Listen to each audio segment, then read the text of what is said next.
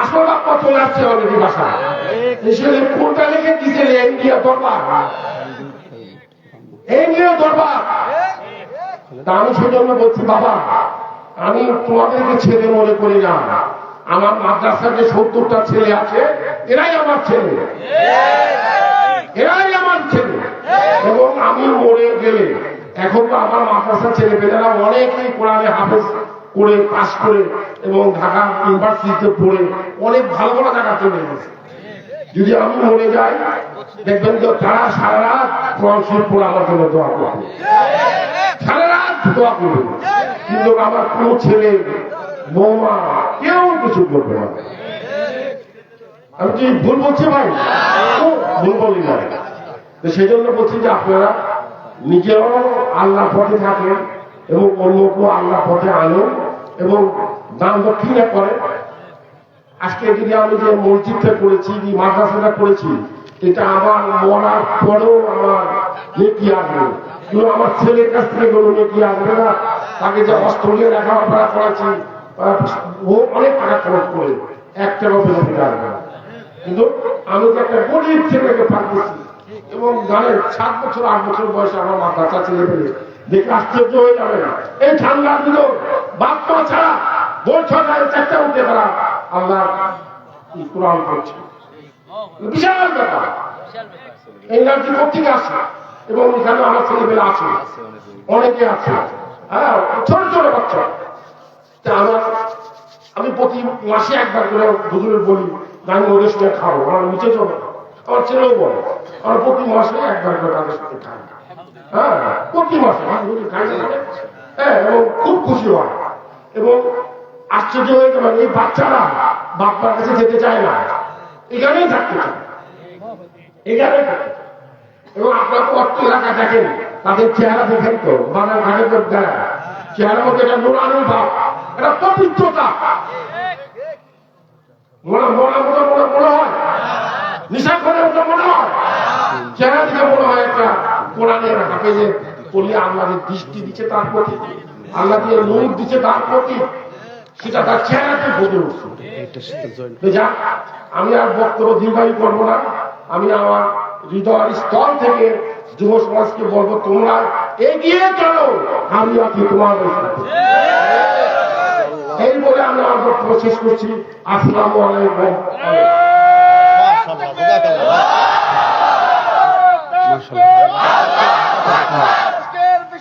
ঢাকায় আছেন কোথায়?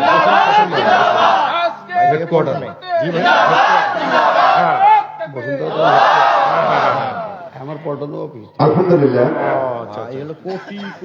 স্যার সবসময় মাদ্রাসার প্রতি মহানুভবতা এবং সহানুভূতি এবং আদরের যে স্নেহ মমতার যে খোঁজ খবরটা উনি সবসময় নেন। প্রস্তাব আসছে কালকে যেমন ঢাকা থেকে এসে রাত্রে আমাকে ডেকে বলছে, ম্যাডাম আমাকে বলছে, ভুলে গেলাম, ম্যাডামও আমাদের এরকমই বলছে, হুজুর আমি বাচ্চাদের সাথে আমি তো আসছি ঢাকা থেকে। ম্যাডামের আগে বলছিলেন যে আমি যতবার আসবো বাচ্চাদেরকে আমি ততবার তোমাদের সাথে এক বেলা খানা খাবো, এক টেবিল বসে খানা খা স্যার ম্যাডাম সবাই। কাল এসে বলছে যে শুক্রবারে বাচ্চাদেরকে বললেন জুমার পরে দুপুরে খানাটা এদের সাথে আমি শরীর করবো। প্রতিনিয়ত এরকম উনি যতবার আসে বাচ্চাদের সাথে বসে এবং খানা খায়, খোঁজখবর নেয়। যাক আল্লাহ তাআলা খায়ের ও বরকত ওনাকে দান করুন, সবাই বলি আমিন। আল্লাহ তাআলা ওনাকে নেক হায়াত দারাজ করুন, সবাই বলি আমিন। এখন আপনাদের সঙ্গে কোরআন ও হাদিস থেকে মহামূল্যবান বয়ান পেশ করবেন শুধু সাতক্ষীরা থেকে আগত হযরত মাওলানা মুহাদ্দিস আমিরুল ইসলাম বেলালী, হযরত মাওলানা মুহাদ্দিস আমিরুল ইসলাম বেলালী সাহেব আপনাদের সামনে এখন কোরআন ও হাদিস থেকে বয়ান পেশ করবেন।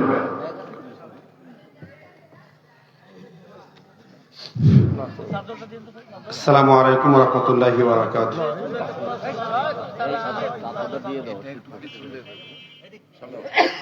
নাহমাদুহু ওয়া নাস্তাঈনুহু ওয়া নাস্তাগফিরুহু ওয়া নাউযু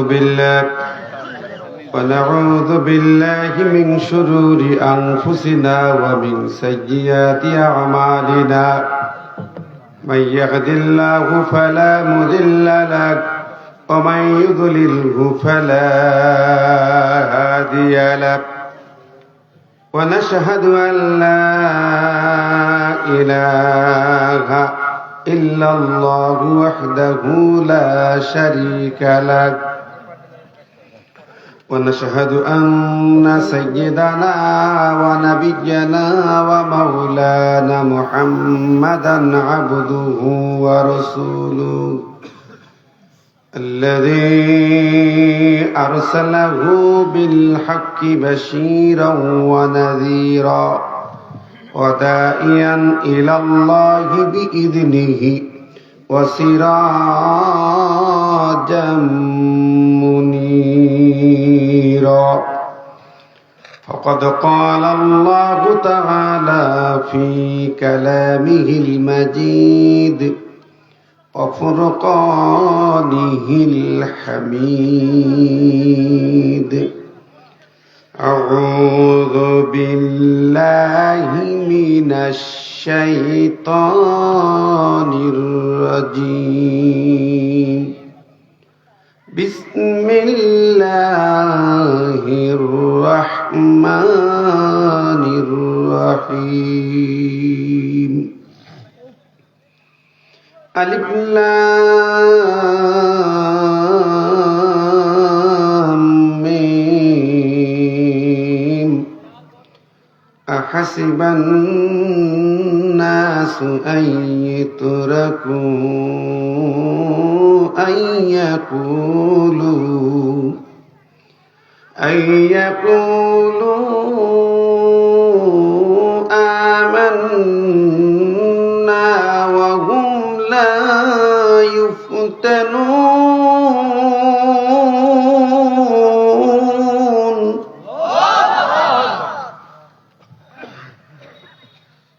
ولقد فتنا الذين من قبلهم فليعلمن الله الذين صدقوا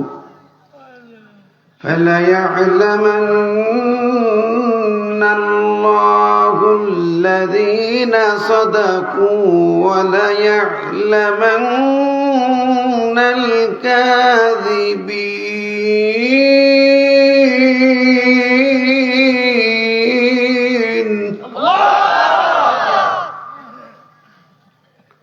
ইরশাদ হচ্ছে আলিফ লাম মিম। মানুষটা কি মনে করেছে যে ঈমান এনেছে বললেই ছেড়ে দেওয়া হবে, অথচ তাদের ঈমানের উপরে পরীক্ষা করা হবে না? অতীত যুগের সবাইকেই আমি পরীক্ষা গ্রহণ করেছি। আল্লাহ পাক এই পরীক্ষার মাধ্যমে যাচাই বাছাই করে নেন ঈমানের দাবিতে কারা সত্যবাদী আর ঈমানের বিপরীতে কারা মিথ্যেবাদী। সাদাকাল্লাহুল আযীম। ইন্নাল্লাহা ওয়া মালাইকাতাহু ইউসাল্লুনা আলান নবী ইয়া আইয়ুহাল্লাযীনা আমানু সাল্লু আলাইহি ওয়া সাল্লিমু তাসলিমা। আল্লাহুম্মা সাল্লি আলা سيدنا مولانا محمد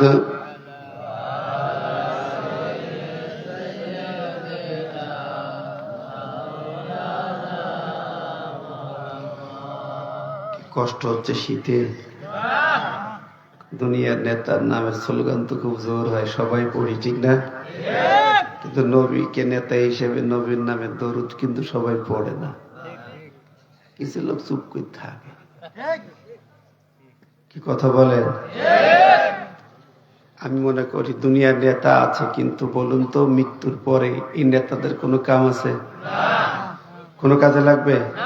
কবরে কবরে রিসিভ করবে কি? যার জন্য পাগল পাড়া হয়ে অপরকে খুন করছেন, মারছেন, সেই নেতা কি কবরে পাওয়া যাবে? আপনার আমার রিসিভ করবেন একজন নেতা, বিসমিল্লাহি ওয়া আলা মিল্লাতি রাসূলিল্লাহ, রেখে আর বসে রসুলের কাছে, তিনি রিসিভ করবেন, ঠিক না বেঠিক? হাসরের ময়দানে তিনিই তো আপনার আমাদের সুপারিশ করবেন, আর কেউ করবে? আল্লাহ পাক যখন আরশে আজিমে বসবেন, পৃথিবীর সকল মানুষ উঠবে। আল্লাহর প্রথম প্রশ্ন ছোট্ট একটা, লিমানিল মুলকুল ইয়াউম, আজ রাজত্ব কার? নবীজি বললেন, ইন্নাহু ইয়াতবিস সামাওয়াতি ওয়াল আরদ বিয়াদিহি ফায়াকুলু আইনা মুলকুল আরদ আইনাল জাব্বারুন আইনাল মুতাকাব্বিরুন।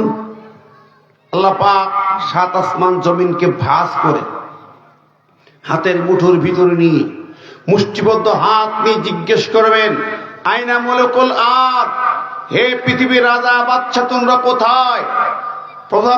প্রভাবশালী স্বৈরাচার গুলো কোথায়? যাদের অত্যাচারে মানুষ কেঁদেছে, চোখে মুখে রক্ত বের হয়েছে, দেশ ছেড়েছে, পালিয়েছে, ক্রস ফায়ারে খুন হয়েছে, ফাঁসির মঞ্চে ঝুলেছে, সেই স্বৈরাচার রাজাগুলো কোথায়? আল্লাহ ডাক দেবেন। কোথায় ফেরাউন, হামান, কামান, বুশ বেলেয়ার, পেলেয়ার, পুতিন, মুদিরা কোথায়? কথা বলেন। কোন নেতা কি যাবেন সেদিন আল্লাহর সামনে দাঁড়াবেন? সবার হাতে আগুনের হ্যান্ডকাপ, কোমরে আগুনের দড়ি, পায়ে আগুনের ডান্ডা বেড়ি, পায়ের নিচে আগুনের জুতা, মাথার উপরে সূর্যের 100 গুণ পাওয়ার নিয়ে দাঁড়িয়ে আছে। মাথা ফেটে টকবক করে মগজ জমিনে পড়বে, চোখ দিয়ে, কান দিয়ে, নাক দিয়ে পুজ রক্ত বের হবে, মানবতা হাউ মাউ করে কাঁদবে, একটা নেতার খুঁজে পাওয়া যাবে না, ঠিক না বেঠে? আল্লাহর প্রশ্নের জবাব, রাজত্ব কার? রাজত্ব কার? ক্ষমতা কার? পাওয়ার কার? আজকে কার? আল্লাহর আছে, সব মানুষের হাতে, ঠিক না বেঠিক? আল্লাহর ভাগে পাওয়ারটা দেই নেই। আল্লাহর ভাগে দিয়েছি মসজিদ, মাদ্রাসা, এতিমখানা, দোয়া, নামাজ, রোজা, হজ, উমরা, মিলাদ, মাহফিল, খানা, এগুলো দিয়েছে আল্লাহর ভাগে, ঠিক না? পাওয়ারটা মানুষের কাছে। কিয়ামতের মাঠ সেদিন কোন নেতা আসবে না, এসব নেতার খুঁজে পাওয়া, কিন্তু একজন নেতা যেই সিজদায় পড়বে, ঠিক না ঠিক? হাদিস আছে, লিকুল্লি নাবিয়্যিন দাওয়াতুন কদ দাআ বিহা ফি উম্মতিহি ওয়া ইন ইখতিবাতু দাওয়াতি শাফাতাল লিউম্মতি ইয়াওমাল কিয়ামা ফায়া নাইলাদি ইনশাআল্লাহ মান মাতা মিন উম্মতি লা ইশরিকু বিল্লাহি শাইয়্যা, রাওয়াহু মুসলিম। একজন নেতা মুহাম্মদুর রাসূলুল্লাহ, তিনি সিজদায় পড়ে কাঁদবে, আল্লাহ আমার উম্মতকে জাহান্নামে যেতে দিব না। কে খুশি না বেজার? সেই নেতা ছাড়া কোন নেতা আছে? জরিমানা আছে? আজকে দুনিয়ায় সেই নেতাকে মানি না। যেই নেতার দরুদ ছাড়া নামাজ হয় না, নামাজ হয় ওই নেতার দরুদ দিয়া, মিলাদ হয় ওই নেতার দরুদ দিয়া, হজ হয় ওই নেতা দিয়া, উমরা হয় ওই নেতা দিয়া, কিন্তু আমার সমাজ রাষ্ট্র চলবে না ওই নেতা দিয়া। কতক্ষণ? তখন আমি চলে যাই আমেরিকার দিকে, ভারতের দিকে, গোটা দুনিয়ার দিকে চলে যায়, মানুষের গোলামি প্রতিষ্ঠিত করি, ঠিক না ঠিক? তোমার আল্লাহ বলেন, ফালা ওয়া রাব্বিকা লা ইউমিনুনা হাত্তা ইউহাক্কিমুকা ফীমা শাজারা বাইনাহুম। না না না, তুমি ইমানদার হতে পারবে না যতক্ষণ না নবী মুহাম্মদকে রাষ্ট্রনায়ক না মানবে, চিফ জাস্টিস না মানবে, তোমার ঈমান নয়। কথা কার? জোরে বলেন কার? সেই নবীকে মানতে হবে সবখানে, ঠিক নেবে ঠিক? সমাজ রাষ্ট্র সব জায়গায় সেই নবীকে মানতে চায়। কারা কারা রাজি আছি? দু হাত তুলে আল্লাহকে দেখায়।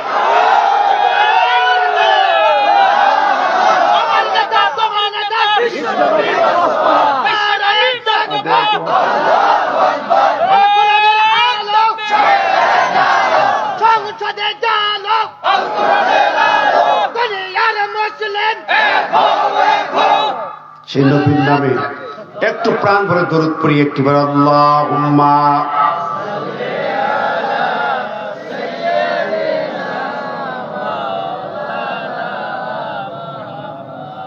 ওয়া আলি সাইয়্যিদিনা।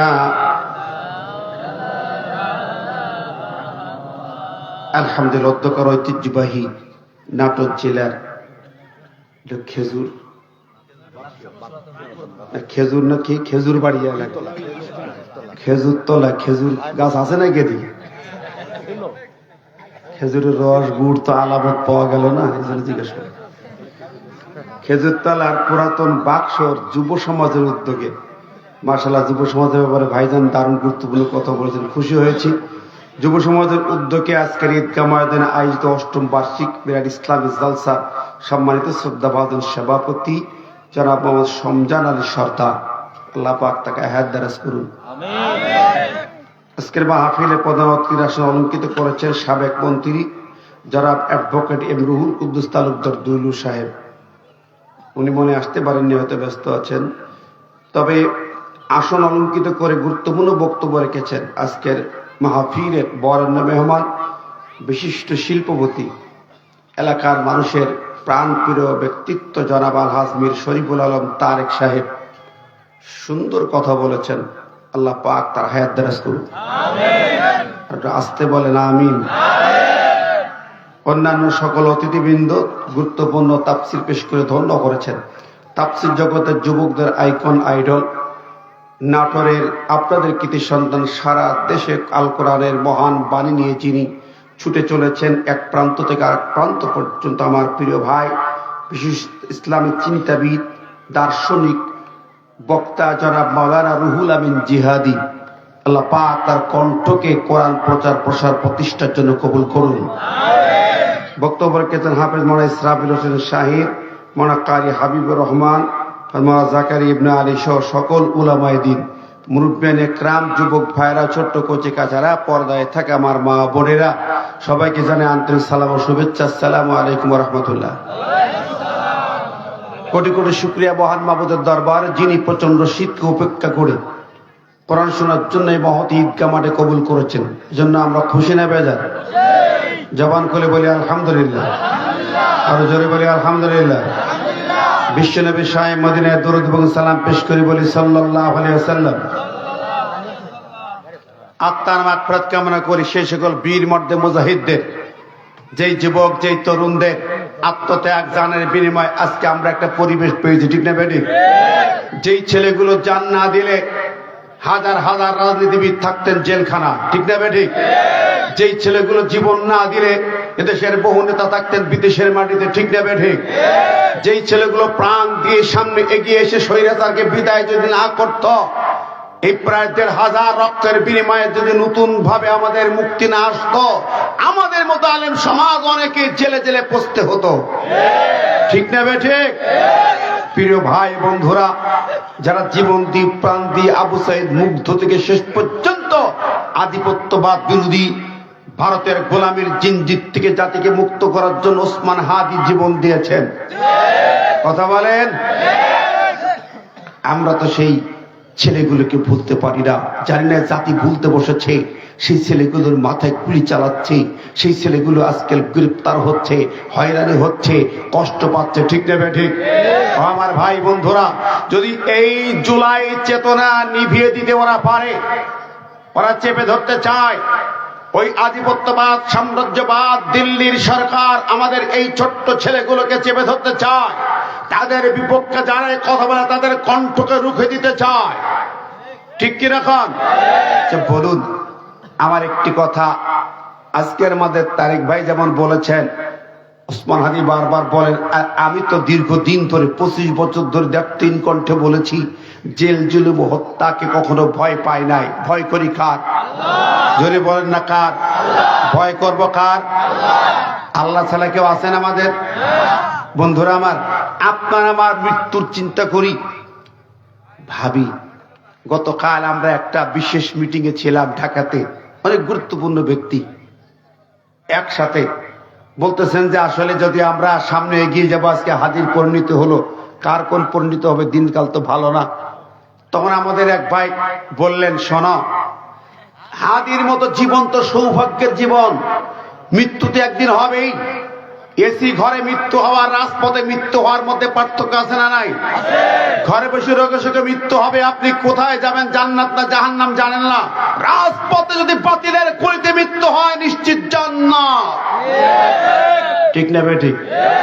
তখন এক ভাই বলছে, সেটা তো খুশির খবর, শহীদ হলাম, জান্নাতে গেলাম, কিন্তু যদি খামাকা মায়ের খেয়ে জেল খেটে পচতে হয় কিংবা রক্তাক্ত হয়ে রোগের সুখে বিপদে পড়তে হয়, তখন প্রশ্ন হলো, আচ্ছা আপনার যদি, আমি আস্তে আস্তে বলছিলাম আব্দুল হামিদ ভাইকে, আজকে যদি আপনার ক্যান্সার রোগে আক্রান্ত হয়ে 10 বছর পড়ে থাকেন, যদি আপনি স্ট্রোক হয়ে 12 বছর পড়ে থাকেন, কি হতে পারে কি পারে না? আপনি রোগের সঙ্গে তো যুগের পর যুগ পচে পচে মরতে পারেন।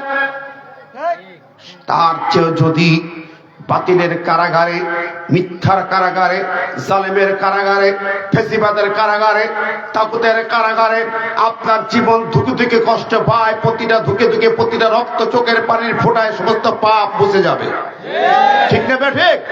আপনার জন্য আল্লাহর জান্নাত ওয়াজিব হয়ে যাবে, ঠিক কিনা কোন?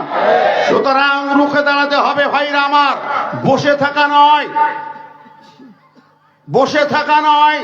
সময় এসেছে আপনার ইমানের কোরবানি পেশ করতে হবে। ইমানের পরীক্ষা চলছে, গোটা জাতির মাথায় ইমানের পরীক্ষা আছে না নাই? ভালো করে দেখেন প্রিয় হাজিরিন, আমি আপনাদেরকে যে কথাটি স্পষ্ট ভাষায় বলতে চাই, আমরা মনে করেছি কোরআনের যে আয়াতটা পড়েছি, কালেমা পড়েছি, নামাজ পড়ছি, রোজা রাখবো, রমজান আসছে, জিকির আজকার দোয়া কালাম করবো, মসজিদ মাদ্রাসা বানাইতেছি, জান্নাতে ঢুকে বসে থাকবো। আমার আল্লাহ পাক এই আয়াতে সে কথা বলছেন না। আল্লাহ বলছেন না, ঈমান আনলে তোর পরীক্ষা হবে। কথা কর, এটা কার কথা? জোরে কর না কার? এই সূরাটার নাম কি বলুন তো? সূরাল আনকাবুত। কোন সূরা? একটু কথা বলি, কোন সূরা?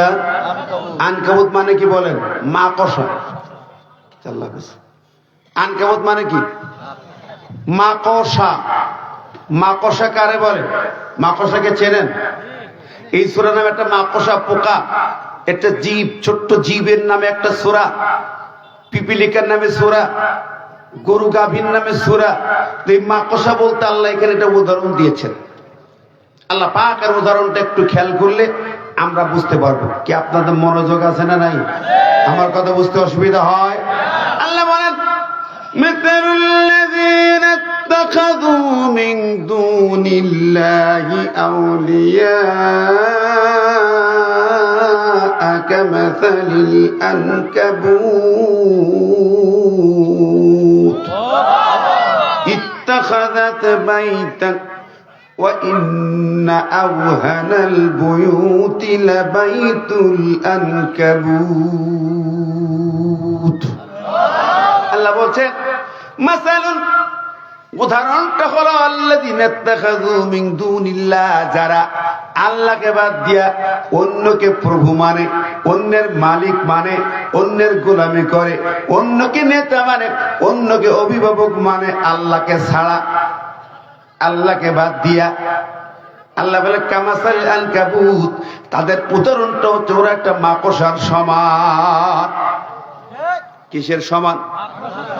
কুল্লু গুলাব, যে গুলাব আল্লাহকে বাদ দিয়া, আল্লাহকে মালিক মানি না, আল্লাহর আইনের গোলামি করে না, শাসনের গোলামি করে না, অভিভাবক মানে না, প্রভু মানে না, বরং তারা মানুষ নামের কিছু নেতা, মানুষ নামের কিছু ব্যক্তিবর্গকে তারা মেনে চলতে চায়। আমেরিকার গোলামি করি, চায়নার গোলামি করি, দিল্লির গোলামি করে, আল্লাহর গোলামি পছন্দ করে না। এরা হলো মাকড়সার সমান। আল্লাহ মানে মাকড়সা ঘর বানায়, এত দুর্বল ঘর পৃথিবীতে আর নাই। মাকড়সার সাথে আল্লাহ তুলনা দিয়ে আরো বলতো, মাকড়সা একটা ঘর বানায়। ঘর কোথায় বানো? কি জমি জমা আছে? মাকড়সার কি ল্যান্ড প্রপার্টি আছে? ওর চেয়ে ফকির আর কেউ আছে নাকি ভাই? জমি জমা নাই, গাড়ি বাড়ি নাই, কিন্তু রাস্তা সাত বানায়। পরের ঘরের কর্নারের সানসেটে চিলিকুটায় ঘর বানায়, ঘর বাঁধে, গাছের ডালে ঘর বাঁধে, আড়ার মাথায় ঘর বাঁধে মাকড়সা। কথা বলেন? জমি জমা ছাড়া লোকের ঘরে, লোকের গাছের ডালে ঘর বাঁধে। এই মাকড়সার সাথে উদাহরণ দিব, এই মানুষগুলো মাকড়সার সমান, কারণ ওরা অন্যের ঘরে নেতৃত্বের আনুগত্যের শিকল বাঁধে। জিঞ্জিরবাদে আমেরিকা, দিল্লি, বিভিন্ন জায়গার ওরা হলো মাকড়সার সমান। ওদের ওই দুর্বল ঘরের কোনো মূল্য নাই। ঠিক কি দেখো, আমরা বিরাট শক্তি মনে করি। কিসের শক্তি আমেরিকার? ইরান দেখিয়ে দিয়েছে আমেরিকার শক্তি কোনো শক্তি না। কথা বলেন, ভারত বিরাট শক্তি না। পাকিস্তানের একজন পাইলট আয়েশা সিদ্দিকা নামের এক পাইলট একাই দেখিয়ে দিয়েছে ভারতের কোন বিমান রাফায়েল কোন বিমান না। কথা কোন ঠিক নেবে? ঠিক জোরে বলেন, ঠিক নেবে? ঠিক। বিরাট শক্তি নিয়ে আপনার দেশের সম্রাজ্ঞী ডাইনে বুড়ি কুটনি বুড়ি 16 বছর ধরে নির্যাত ইস্তেমরুল্লাহ চালিয়েছে। বলতো কে আছে, কত গেল, তোরা তো ফুলা পা নাকি? কথা কয় না কেন ভাই? এই জমিনের সবাই যখন পালিয়েছি আমরা ভয়ে শেষ, নেতারা শেষ। ছোট্ট ছোট পোলা পান্ডা রুখে দাঁড়ায় দিয়া প্রমাণ করে দিল তোর রাজপ্রাসাদ মাকড়সার জাল। কথা বলে ঠিক না ঠিক? আরো জোরে। ওই কোন শক্তি নাই, রুখে দাঁড়ালেই মাকড়সার জালের মতন দলা হয়ে যাবে। জোরে বলেন। অতএব হাদির মতো রুখে দাঁড়াতে হবে, ভয় নয়। হাদির খুনের বিচার হতে হবে, ঠিক কিনা? কোন কারণে, কি উদ্দেশ্যে তাকে মারা হয়েছে আমরা বুঝেছি। আধিপত্যবাদের বিরুদ্ধে, গোলামির বিরুদ্ধে, তাগুতের বিরুদ্ধে বজ্রকণ্ঠে কথা বলে তাকে খুন করা হয়েছে। এই খুনের বিচার যদি বাংলার মাটিতে না হয় আজীবন গোলাম হয়ে থাকতে হবে দিল্লি। হাদির বিচার কারা কারা চাই, দু হাত তুলে দেখায়।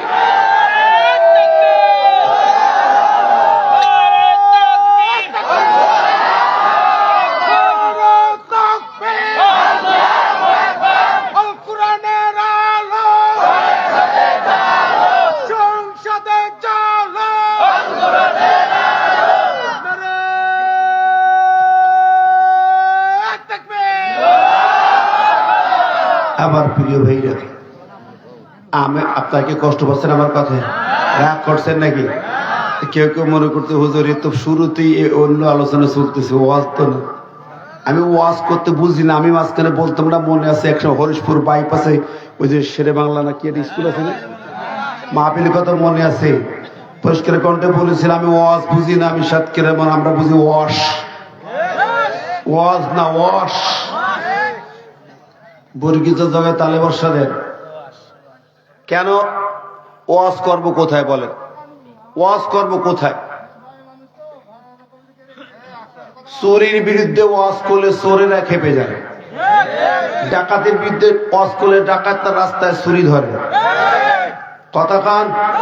সুদের বিরুদ্ধে ওয়াজ করলে ইমামতি চলে যায় সুদখোর সভাপতি। ঘুষের বিরুদ্ধে কথা বললে দুর্নীতিবাজরা মামলা ঠুকে দেয়। কথা ঠিক না ঠিক? ফেসিবাদের বিরুদ্ধে কথা বললে মাথায় গুলি খেতে হয়। বন্ধুরা, কি ওয়াজ করবেন তাহলে?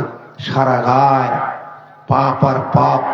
সমাজের অন্তরের অন্তরের শিরায় শিরায় পাপে বিষে বিষাক্ত। দেখেন ঘরে ঘরে ভাই ভাই মারামারি, স্বামী স্ত্রী ঝগড়া, মা সন্তানের চুল ছেঁড়াছেড়ি আছে না নাই? জোরে কান আছে না নাই? গোটা জাতির দশা কি? পরিবারের শান্তি নাই, গ্রামে শান্তি নাই, সমাজে শান্তি নাই, রাষ্ট্রে শান্তি নেই। সবাই চিন্তিত, ভীত, শঙ্কিত, আতঙ্কিত। এখন ওয়াজের কি করবেন? আমি মাঝে মাঝে বলি, আমার পাশে আপনাদের গ্রামে মনে করেন এখন একজন বিষ পান করেছে। বিষ পান করেছে। বিষ পান করার পরে তার কি অবস্থা? সমস্ত শরীর বিষে বিষাক্ত হয়ে যায় না? শুয়ে পড়েছে, মুখে গেজা বের হচ্ছে। ওই বাড়িওয়ালা আসছে, হুজুর আসছে, বেলালি হুজুর বা বলো হুজুর রুহুল আমিন জিহাদি ডেকে নিয়ে গেল। হুজুর একটু শোনাই দেন, বিষ খেলো কেন? আত্মহত্যা মহাপাপ করলো কি আবার? হুজুর যে চিন্তা করে, বাবারে বিষ পান করলে কেন? আত্মহত্যা মহাপাপ, তোর ঠিকানা হবে জাহান্নাম। কানে হাত বেঁধে চোখ বন্ধ করে হুজুর যদি শুধু ওয়াজ করতেই থাকে, ওর কি কোনো উপকার হবে? বিষে বিষাক্ত, কথা বলতে পারে না মুখে গেঁদা বের হয়, ওজনে বলতে হুজুর রে 1 কিলো হুজুর। এ হুজুর ওয়াজ ছাড়া কিছু বোঝে না। এই হুজুর রে, আমার বিশেষ সমস্ত ভিতর চলে পুড়ে যায়, এ ওয়াজের কাম না হুজুর, ওয়াজের কাম। কি করা লাগবে? আরো জোরে কর। কারণ কি? বিষে ভিতরে ঢুকিয়া সমস্ত দেহে এখন বিষে বিষাক্ত, জান যায় যায়, শ্বাস উঠে গেছে। হুজুর কাছে ওয়াজ কান্দি, বাবা বিষকালিকে জাহান্নামে যাবি, এই কাম আছে। ওই রোগী বলে হুজুর রে 1 কিলো কাম করি, ওয়াজ বাদ দে, ডাক্তার ডেকে নিয়ে ওয়াশ করতে পারলে কর। ঠিক না বে ঠিক? এখন ডাক্তার ডাকো, গালের মধ্যে পাইপ ঢুকায়া দাও, দেহের মধ্যে পাইপ ঢুকায়া ওয়াশ করে করে বিষগুলো বের করার চেষ্টা করো। ঠিক না বে ঠিক? এই জন্য বলি বন্ধুরে, এই জাতির গ্রামগঞ্জ বাড়ি ঘর থেকে রাজপ্রাসাদ পর্যন্ত বিষে বিষাক্ত, পাপের বিষে, ফেসিবাদের বিষে। 16 বছর যে বিষ ঢুকাইছে রে ভাই, ওই বিষ বের না করা পর্যন্ত রোগী বাঁচানো যাবে না। কথা বলেন, 16 বছর ধরে যেই পয়জন ঢুকাই গেছে ওই ডাইনিরা, ফেসিবাদেরা, সেই ঢুকানা বিষ এখনো উপজেলায়, জেলায়, সচিবালয়ে ভরা। কথা কর, ঠিক না বে ঠিক? ওই বিষ দিয়ে কোনোদিন স্বচ্ছ কিছু আশা করা যাবে না। স্বচ্ছ কিছু হবে? কতক্ষণ নিরপেক্ষ কিছু পাওয়া যাবে? ওই বিষগুলো ওয়াশ করা লাগবে। ঠিক না বে ঠিক? ওই ফেসিবাদ মুক্ত প্রশাসন করতে হবে, ফেসিবাদ মুক্ত বাংলা জমিন করতে হবে। তার জন্য ওয়াশ করতে হবে, ওয়াশ নয় ওয়াশ হবে। ফেসিবাদের জায়গা বাংলার জমিনে হবে না, ভারতের জায়গা বাংলার জমিনে হবে না, রয়ের ওই গুন্ডামি বাংলাদেশে চলবে না। এর মোকাবেলা করতে ইমানের পরীক্ষা দিতে হবে, রক্ত দিতে হবে, জান দিতে হবে। রাজি কারা কারা? 2 হাত তুলে দেখা।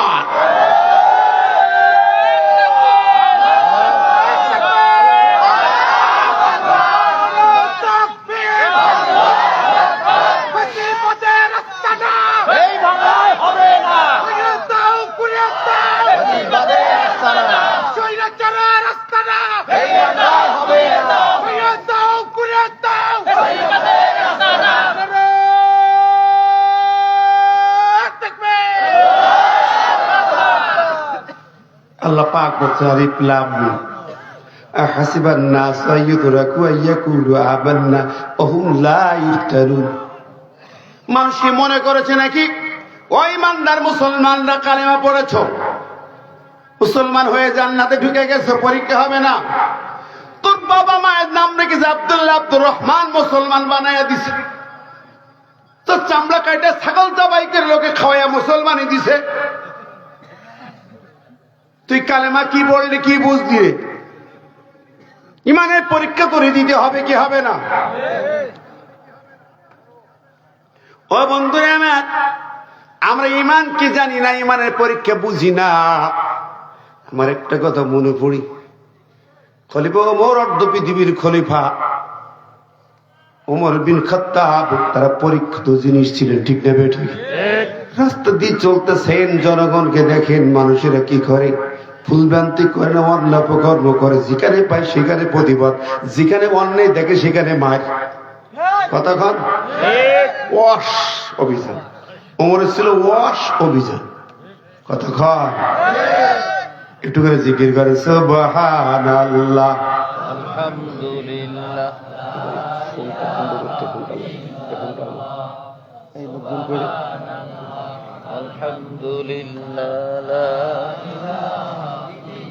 আরো জোরে লা ইলাহা ইল্লাল্লাহ, লা ইলাহা ইল্লাল্লাহ, লা ইলাহা ইল্লাল্লাহ।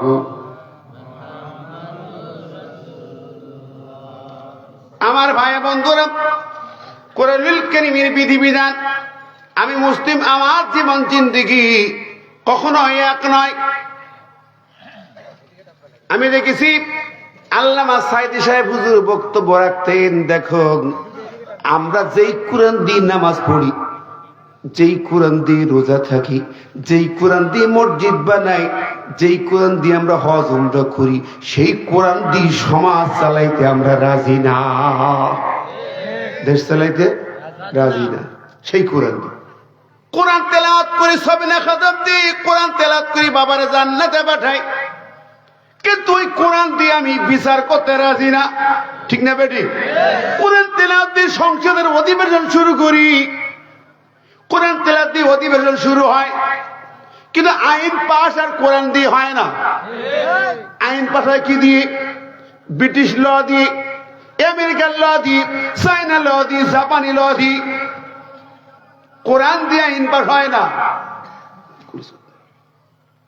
ও বন্ধুরা আমার, আমার আল্লাহ পাকের কোরআনটা বলে না খলিফা ওমর রাষ্ট্র চালাইতেছেন কোরআন দিয়া, গোটা কোরআন দিয়ে রাষ্ট্র চালাইতেছেন।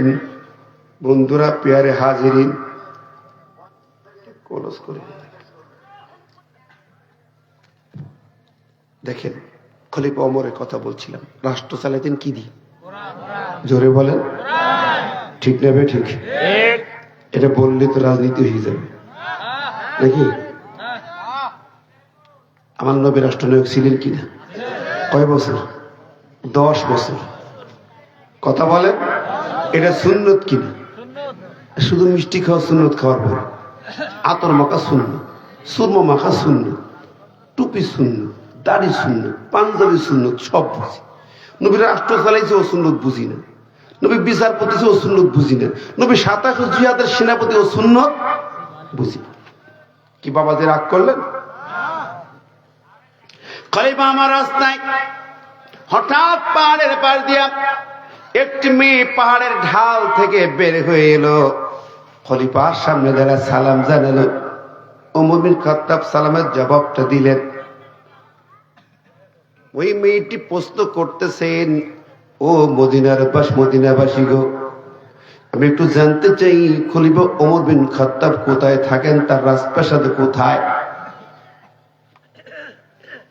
ওমর বুঝে ফেললেন তাহলে এই মেয়েটি ওমরকে চেনে না, তার মানে মদিনার মেয়ে না। মদিনার মেয়ে যদি হতো আমি আমার না চিনে পারতো না। চিন্তা করে বুঝে ফেললেন, বলছে মা তাহলে তোমার বাড়ি কোথায়? ওমরের কাছে কি প্রয়োজন? বলতেছেন আপনি ওমরকে দেখিয়ে দিন রাজপ্রাসাদ কোথায়, তারপরে তার সাথে কথা বলবো। বলে কি দরকার তোমার ওমরের কাছে? বলে আপনার সঙ্গে বলবো কেন? ওমর বলে মেরে তুমি বলতে পারো নির্ভয়ে এই জন্য যে আমি ওমর বিন খাত্তাব। আল্লাহু আকবার। আমি সে ওমর বিন খাত্তাব, তুমি যারে খোঁজো।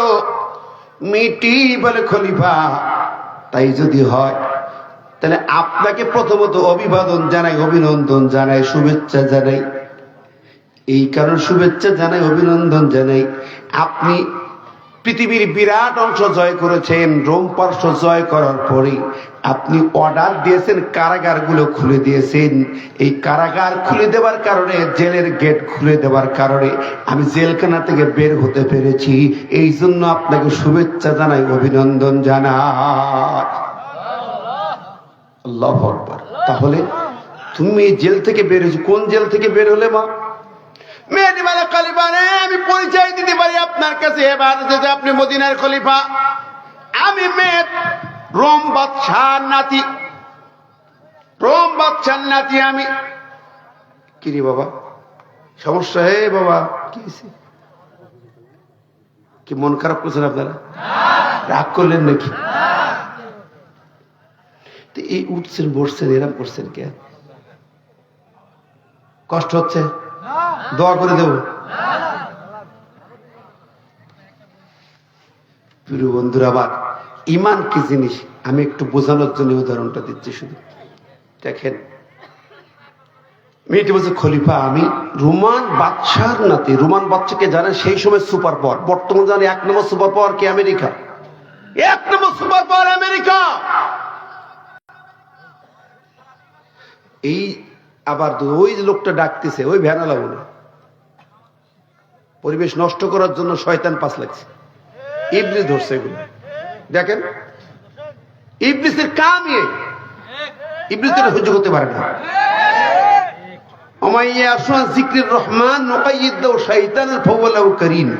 যে লোকটা কোরআনের মঞ্চ থেকে উঠে যায় আল্লাহ ওর ঘাড়ে আমি শয়তান লাগাই দেয়। ওই ইবলিসের গোলাম, ওই ইবলিসের তাবেদার। সূরা যুখরুফের 43 নম্বরে নুকাইয়িদ লাহু শাইতানা, আল্লাহ ওর কান্দে আমি শয়তান ফিটিং করে দিই। যেটা ডাকলে ওটার ঘাড়ে দুটো শয়তান, যেটা উঠে গেল এটা 3টি শয়তান। আশ্চর্য কথা, কোনের মজলিসে বসছে না তো ডিস্টার্ব করেন কেন? শোনার চেষ্টা করেন মনোযোগ দিয়ে, ঠিক না বেঠিক? আপনি মুমিন, ইমানের কথা শুনবেন। খলিফা আমার অবাক হয়ে যায়, মেয়েটি বলে খলিফা রে, আমি রোমান কাইজারের নাতি, 6 বছর বয়সে জেলে ঢুকলাম, 12 বছর জেল খাটলাম। আজকে ওমর আপনি জেলখানা খুলে দিয়েছেন রোম বিজয়ের পরে, সেই সুযোগে আমি জেলখানা থেকে বের হয়েছি। আল্লাহু আকবার। সেই সময় পৃথিবীর সুপার পাওয়ার রোমান বাদশার নাতি 6 বছর বয়সে জেলে, 12 বছর পরে বের হলো। ওমরের মৃত্যুর কৌতূহল, ব্যাপারটা কি? রোমান বাচ্চা পৃথিবীর সেরা খ্রিস্টান বাদশার নাতি জেলে ছিল কেন? প্রশ্ন আছে, কিন্তু শুনতেছেন। তারপর আমি জেল থেকে বের হলাম, বের হয়ে চিন্তা করলাম আমার বাবা আমার দাদার তার রাজপ্রাসাদ আছে, রাজপ্রাসাদে যাবো কিনা, কিন্তু আমার মন সায় দিল না, আমার মন সায় দিল না।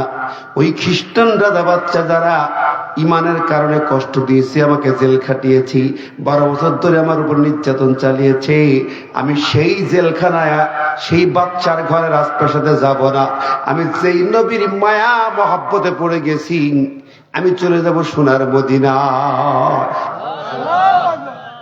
আমার মন টান দিলে আমি সোনার মদিনার পানে চললাম। 1 দিন 2 দিন লাই আমার 17 দিন পায়ে হেঁটে হেঁটে আমি মদিনায় পৌঁছালাম। আল্লাহু আকবার, জোরে কেন আল্লাহু আকবার। একটি মেয়ে শুধু ইমানের জন্য জেল খেটেছে 12 বছর, 6 বছর থেকে। দেখেন কালকে আমাদের বাংলাদেশের জুলাই যোদ্ধা এক মেয়ে সুরভি, বিনা কারণে মিথ্যা মামলায় তাকে জেলে ঢুকেছে, রিমান্ডও দিয়েছে। কত বড় জালেমেরা! বন্ধুরা আমার, জালেমের দোসরেরা এখনো ঘরে ঘরে বসে আছে, বললাম না, রন্ধ্রে রন্ধ্রে।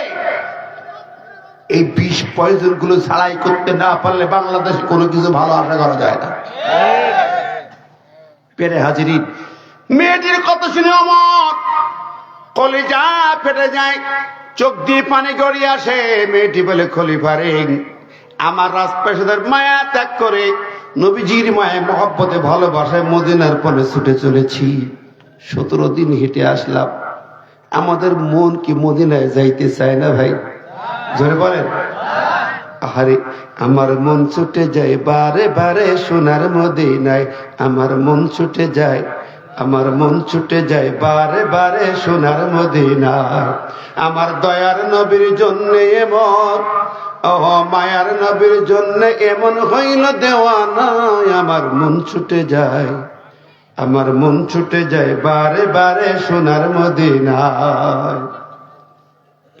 কোথায় আছে মায়া মিনার ঘর,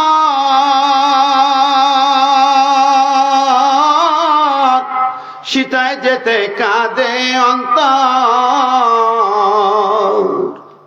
আমি যাব তায়ে ফের মাঠে, আমি যাব তায়ে ফের মাঠে, মাখবো ধুলো সারা গায়ে। আমার মন ছুটে যায়, আমার মন ছুটে যায় বারে বারে সোনার মদিনায়। কি বলেন, যায় কি যায় না? মনের পাতায় নবীর ছবি আঁকুন, মনের পাতায় নবীজিকে মহব্বতে সর্বোচ্চ স্থান দেয়। ওমর বিন খাত্তাবের চোখের কোনায় পানি আর পানি। মেয়েটি বলে খলিফা রে, আমি সোনার মদিনায় এলাম, তোমারই সাক্ষাৎ প্রথমেই পেলাম, ধন্য আমি। ও খলিফা রে, আমাকে একটু দেখিয়ে দাও আমার নবীর রওজা মুবারক কোথায়। আমি রওজায় সালাম দিয়ে আত্মাকে ঠান্ডা করি। আহা, আল্লাহ নবী বলেন আমার রওজায় যে ব্যক্তি যে সালাম দেয় পাওয়া যাবাত দাও শাফাতি, আমার শাফাত তার জন্য ওয়াজিব হয়ে যায়। এখন খলিফা ওমর বলেন ঠিক আছে বা তুমি একটি মেয়ে কাইজারের ঘরের নাতি 12 বছর জেল কেটে আসছো, মজলুম একটি মেয়ে, চলো তুমি আমার বাড়িতে চলো, কোথায় থাকবে কোথায় দাঁড়াবে চলো আমার সাথে চলো, রওজা পাকে সালাম দিয়ে তুমি আমার মেহমান হয়ে যাও। সুবহানাল্লাহ। ওমরের বাড়ি মেহমান হয়ে গেল। ওমর বিন খাত্তাব চিন্তা ভাবনা করে মেয়েটিকে বলে আমি একটি প্রস্তাব তোমার কাছে রাখতে চাই। মেয়েটি বলে কি? ও মানিক, তোমার যে ত্যাগ কুরবানি কাইজার রাজপ্রাসাদ ছেড়েছ, নবীর মায়ায় মহব্বতে মদিনায় এসেছো, এই মদিনায় তোমার তো ঠিকানা নাই, কেমনে থাকবে? আমি চিন্তা ভাবনা করে দেখলাম আমার ছেলে আব্দুল্লাহ সে বড় মুহাদ্দিস, 6 লক্ষ হাদিসের হাফেজ, কোরআনের হাফেজ তো আছে, আবার 6 লক্ষ হাদিসের হাফেজ তরুণ ছেলে, লক্ষ লক্ষ মুহাদ্দিস তার ছাত্র। আমি চিন্তা করলাম আমার ছেলে আব্দুল্লাহর সঙ্গে তোমার বিবাহ দিয়া আমার ঘরের পুত্র বধূ বানিয়ে নিতে চাই। সুবহানাল্লাহ, কি বিরাট সুখবর না বলে? কঠিন পরীক্ষা দিয়ে আসছে, এখন সুখবর। আল্লাহ কোরআন বলে যারা পরীক্ষা দেয় উত্তীর্ণ হয় আমি তাদেরকে সুখবর দিয়ে দিই। সুবহানাল্লাহ। আল্লাহ বলেন ওয়ালানাবলুওয়ান্নাকুম বিশাইইম মিনাল খাউফি ওয়াল জুই ওয়া নাকসিম মিনাল আমওয়ালি ওয়াল আনফুসি ওয়াস সামারাত ওয়া বাশশিরিস সাবিরিন। লানাবলুওয়ান্নাকুম, আল্লাহ আমি অবশ্যই পরীক্ষা নিই, ভয়ভীত সন্ত্রাস দিয়া জানমালের ক্ষয়ক্ষতি দিয়া এই পরীক্ষাতে উত্তীর্ণ হয়, ধৈর্যশীল হয়, অবশ্যই সাবিরিন।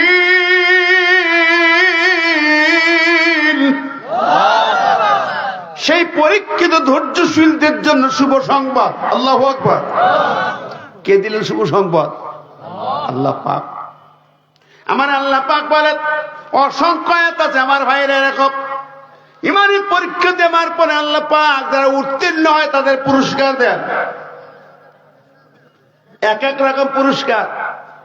আল্লাহ পাক নবী ইব্রাহিমের জন্য বললেন ওয়াইদ বিতালা ইব্রাহিম রাব্বুহু বিকালিমাতিন ফাতাম্মাহুল্লাহ ক্বালা ইন্নী জাইলুকা লিন-নাসি ইমামা। আল্লাহ বলেন ইব্রাহিমকে আমি অনেক পরীক্ষা নিলাম, এই পরীক্ষাগুলো যখন পাশ করে গেল আমি আল্লাহ বলি ইন্নী জাইলুকা লিন-নাসি ইমামা, আমি তোমাকে জাতির নেতা বানাইলাম। জোরে কোন সুবহানাল্লাহ। জাতির নেতা, জাতির পিতা বানাই দিলাম। আল্লাহু আকবার। পরীক্ষায় পাশ করা পরে আবার যারা নির্যাতিত হয়, মাজলুম যাদের রক্ত ঝরে, আল্লাহ তাদের শুভ সংবাদ দিয়েছে। আল্লাহ বলেন ওয়ামান কুতিলা মাজলুমান ফাকাদ জাআলনা লিওয়ালিহি সুলতানা।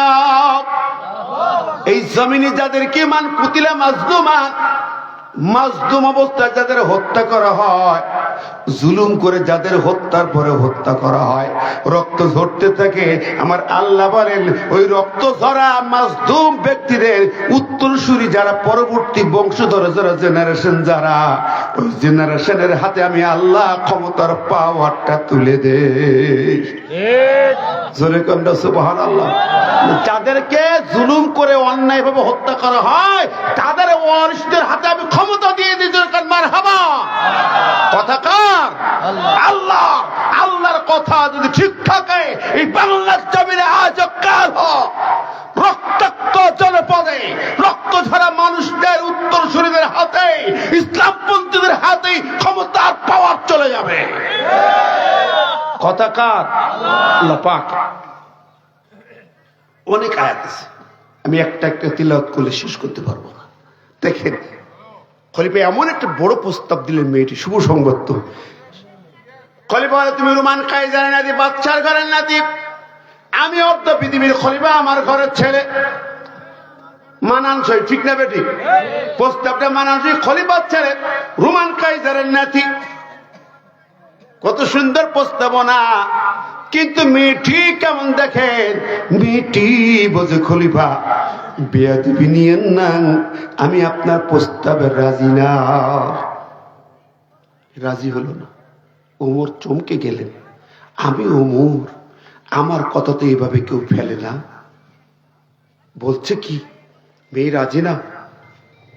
খলিফা ওমর একটু নত হয়ে বলে, মা ঠিক আছে, তুমি নতুন এসেছো, একটু খোঁজ খবর নাও। আগে না বলছো কেন, একটু খোঁজ খবর নাও।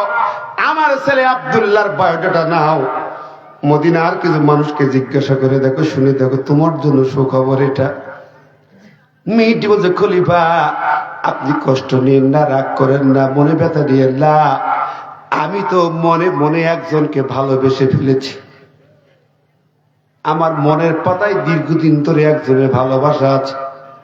ওমর অবাক হয়ে যায়, যেই মেয়ে মাত্র 6 বছর বয়সে জেলে ঢুকেছে, 12 বছর জেল খেটে এখন বের হলো, মাত্র 18 বয়স, এই 12 বছর তো জেলে, এর মধ্যে ভালোবাসা করলো কখন? এর মধ্যে আবার প্রেম করলো কখন? বাংলাদেশের মানুষ নয়, ছোট্টবেলা থেকে প্রেম ভালোবাসা অভ্যস্ত হয়ে যায়। ভ্যালেন্টাইন ডে পালন করে যুবকেরা। বাংলাদেশের মেয়ে 4 বছরের মেয়ে বস ফুল নিয়ে দাঁড়ায় বসে আই লাভ ইউ। কয় বছর? যুবকেরা সাবধান, একাম করিস না। আবার এই দেশের সংস্কৃতি নষ্ট, ইমান নষ্ট, বুড়ো লোকেরও ভীমরতি ধরেছে। 3 বছর আগে দেখলাম 80 বছরের বুড়ো, গালে একটাও দাঁত নেই। এই বুড়া বাজার থেকে একটা ফুল কিনেছে।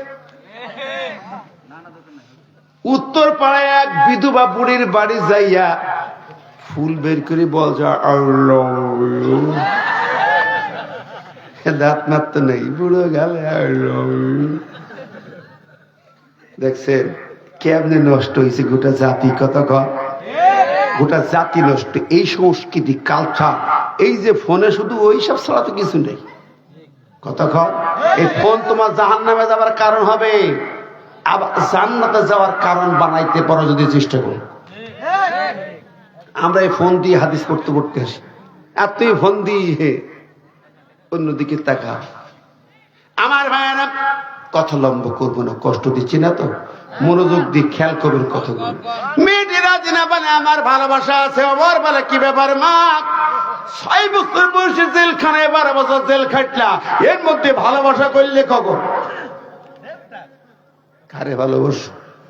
মেয়েটি বলে খলিফারে আপনার ছেলে অনেক কোয়ালিটি ফুল ছেলে, কোনো সন্দেহ নেই। 6 লক্ষ হাদিসের হাফেজ মানে জানা ব্যাপার না। আমার নবীর সাহাবীদের মধ্যে প্রথম সারির 5 জনের মধ্যে একজন হলো হযরত আব্দুল্লাহ বিন ওমর, হাদিসের রাবি হিসাবে। 3 নম্বর রাবি আবু হুরায়রা, ইবনে আব্বাস, তারপরে ইবনে ওমর। এই ছেলে তারপরে মেয়েটি বলে খলিফারে আমি যারে ভালোবাসি জীবনে কোনোদিন তাকে চোখে দেখি নাই, কোনোদিন তার কণ্ঠের কথা শুনি নাই, চোখেও দেখি নাই, তার কণ্ঠের কথাও শুনি নাই, হ্যালো শুনি নাই, মেসেজও পাই নাই। তখন তো এগুলো ছিলই না নাকি? পাই না। তারপরে কিন্তু আমি তাকে ভালোবাসি কেন? খলিফা সেও জানে না যে আমি তারে ভালোবাসি। আমি হৃদয়ের মাঝখানে, হৃদয়ের গহীনে তারে ভালোবাসা জন্মে গেছে ভিন্ন ভাবে। খলিফা রে, আমার ভালোবাসা পুত পবিত্র ভালোবাসা। আচ্ছা তুমি বলো দেখি তাহলে এই ভালোবাসা কার সাথে, কারে তুমি ভালোবাসো তাহলে না বুঝবো। বেটি বলছে খলিফা আপনার ছেলে যত গুণ আছে তার অনেক গুণ বেশি কোয়ালিটি ওই যুবকের আছে। আল্লাহু আকবার। আমি যারা ভালোবাসি আপনার ছেলের চেয়ে অনেক গুণ বেশি কোয়ালিটি সম্পন্ন যুবক সে। ওমর চমকে উঠল, কিরি আমার ছেলে আব্দুল্লাহর মতো এই সমাজের যুবকদের মধ্যে এইরকম যুবক আর তো কেউ নেই। ওর সমকক্ষ কেউ তো নাই। এ কেমন কথা বলে? তাহলে কোন সে যুবক? মেয়েটি বলে খলিবাড়ি এমন কোয়ালিটি তা তুই চমকেও যাবে। তোমার বলে মা কে সে? মেয়েটি বলে খলিবাড়ি তার নাম বলতে পারি, তবে যদি তুমি কথা দাও আমানত রাখবে, আর কাউকে বলবে না, এমন কি তোমার ঘরে তোমার বিবিকেও বলবে না, কারোর সাথে শেয়ার করবে না। যদি কথা দাও তাহলে তার পরিচয়টা বলতে পারি। কারণ আমার ভালোবাসাটা জনগণের কাছে প্রকাশ করব না, আমার ইচ্ছা ছিল তার কাছে প্রকাশ করব, কিন্তু তোমার কাছে তুমি খলিফা, আমার তো এখানে গার্জিয়ান নাই। তোমার বাড়ি আমাকে আশ্রয় দিয়েছো, আমাকে থাকতে দিয়েছো, তুমি আমার এখন গার্জিয়ান। তুমি গোটা মুমিনদের আমিরুল মুমিনিন, সব ইমানদারদের আমির তুমি, কাজে তোমাকে বলতে পারি। তবে শুধু তুমি আর যেই ছেলেকে ভালোবাসি তাকে বলতে পারবে যদি তুমি ঘটকের দায়িত্ব নাও। আল্লাহু আকবার। ওমর বসে এতক্ষণ তো ছিল আর ঘটকের দায়িত্ব দিবি তো ঝামেলা, আমি খলিফা মানব, অত সময় আমার নেই। আছে নাকি সময়? কথা কর একটুখানি দর্শিব না। আল্লাহুম্মা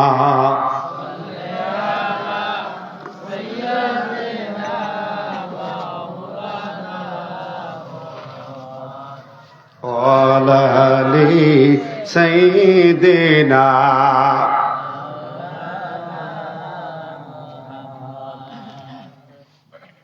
ওমর বলে আচ্ছা ঠিক আছে মা, রাজি হলাম, তোমার জন্য না হয় দায়িত্ব নিলাম। তুমি মাজলুম রুমান কাইজারের নাতি, 6 বছর কচি বয়সে জেল খাটছো, আহারে, তাহলে দায়িত্ব নিতেই পারি। আচ্ছা বলো মা, তুমি নাম বলতে পারো নির্ভয়ে নিরাপদে? বলে খলিফা আমি যারে ভালোবাসি যুবক, পৃথিবীর সেরা যুবক, পৃথিবীর সেরা তরুণ, সবচেয়ে মর্যাদামান, সবচেয়ে দামি যুবক, তোমার ছেলের চেয়ে কমপক্ষে 10 গুণ কোয়ালিটি বেশি। চমকে ওঠার মতো কথা। আমার বলে কে রে মা, এমন যুবক আমি খুঁজে পাই না রে। মেয়েটি বলে খলিফা রে তুমি বলো দেখি, বিশ্বনবী রহমাতুল লিল আলামিন কোন একদিন যখন নামাজের সিজদায় ছিল, সিজদা লম্বা হয়ে গেল, আরে ও ওমর রে, সিজদা থেকে উঠার পরে ও নবীজি বললেন শোনো ও মদিনাবাসী রে, আমার নামাজের সিজদা এত লম্বা হলো কেন, তোমরা কি জানতে চাও না? বলে না, আমরা ভেবেছিলাম, মনে করছিলাম আপনি মনে হয় ঘুমিয়ে গেছেন। তারপরে উঠলেন, ভাবলাম ঠিক আছে, এত দীর্ঘ কেন বুঝি নাই গো নবীজি। নবীজি বলেন শোনো মদিনাবাসী রে, আমি যখন সিজদায় গেলাম, জান্নাতের যুবকদের সর্দার হযরত হুসাইন আমার মাথার উপরে এসে বসে যায়। জান্নাতের যুবকদের লিডার সাইয়্যিদে শাবাব আহলিল জান্নাহ, তাকে ফেলে দিতে আমি পারি না, এই জন্য সিজদা লম্বা হয়ে যায় রে। মেয়েটি বলে খলিফা রে, বিশ্বনবীর কলিজার টুকরা নাতি শুধু নয়, এই যুগের রাহবার, আগামী প্রজন্মের রাহবার, জান্নাতের যুবকদের সর্দার হযরত ইমাম হুসাইন হচ্ছে আমার ভালোবাসার রাজপুত্র।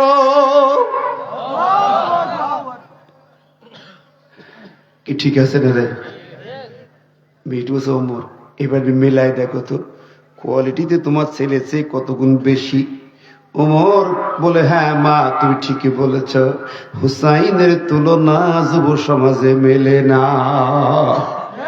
কথা বলেন ঠিক না বে ঠিক? হ্যাঁ মা, কিন্তু মারি এই যুবকের কাছে ঘটকারি করা আমার পক্ষে সম্ভব হবে বলে মনে হচ্ছে না। কেন খলিফা, আপনি তো দায়িত্ব নিচ্ছেন একটু আগে, এখন না কেন? আচ্ছা ঠিক আছে আমি চেষ্টা করতে পারি, কিন্তু সফলতার ব্যাপার না, আপনি দায়িত্ব পালন করুন, সফলতা তো আল্লাহ দিবে, ঠিক না বেঠিক? সফলতা আমি আপনার কাছে চাই না।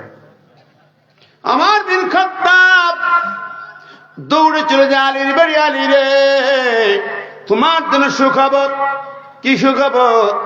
আলী এইরকম ঘটনা, রোমান কাইজারের নাতি এখন মদিনায়। এই ঘটনা সব বর্ণনা করে বলে আমার বাড়িতে আছি, সেই ইমাম হুসাইনকে হৃদয় দিয়ে ভালোবাসি, তুমি যদি রাজি হয়ে যাও তোমার হুসাইনের সঙ্গে তাকে বিবাহ দিয়া দে। আলী বলছে, খলিফা প্রস্তাব সুন্দর, সব ভালো, কিন্তু আমি কি করি কি বলি, তুমি বলো। আলী হুসাইনকে আমি বলতে পারবো না। দুইজন ঠেলাঠেলি করতেছে আলীর ঘরের সামনে। ঘর থেকে হুসাইন সব শুনছে। শুনিয়া হুসাইন দরজা খুলে বেরিয়ে সালাম দিল। সালাম দিয়েছে, আমিরুল মুমিনিন, আপনি এসেছেন আমাদের বাড়ি, যে প্রস্তাব নিয়ে আপনাকে স্বাগতম। ওমর খুশি হলেন, যাক তাও ভালো। বলে, আমি সব শুনেছি, আমার বাবার সাথে আপনার কথোপকথন সব শুনেছি।